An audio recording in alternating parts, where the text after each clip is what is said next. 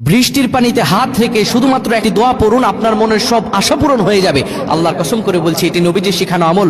আপনার অর্থ দরকার, টাকা পয়সা দরকার, পেরেশানিতে আছেন, সন্তান হচ্ছে না, যেই কোনো দোয়া আপনি বৃষ্টির পানিতে হাত রেখে আপনি শুধুমাত্র ছোট্ট এই দোয়াটি পড়বেন, আপনি সাথে সাথে ফলাফল পাবেন ইনশাআল্লাহ।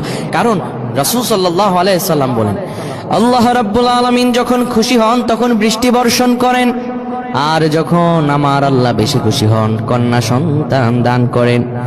বিশ্বনবী সাল্লাল্লাহু আলাইহি ওয়াসাল্লাম বলেন, যখন বৃষ্টি আসো তখন তোমরা ভিজো, বৃষ্টিতে ভেজাও সুন্নাহ। বিশ্বনবী সাল্লাল্লাহু আলাইহি সাল্লাম বলেন, বৃষ্টির পানিতে হাত রেখে কেউ যদি পড়ে আল্লাহুম্মা সাইয়্যিবান নাফিয়া, আল্লাহুম্মা সাইয়্যিবান নাফিয়া, কেউ যদি বৃষ্টির পানিতে হাত রেখে বলে আমার আল্লাহ রাব্বুল আলামিন সঙ্গে সঙ্গে এরপরে দোয়াটা পড়ে যদি কেউ 3 বার দুরূদ শরীফ পড়ে, যা কিছু আল্লাহর কাছে দোয়া করে আমার আল্লাহ তাআলা তার সব দোয়া কবুল করে নেন। আল্লাহুম্মা আমিন।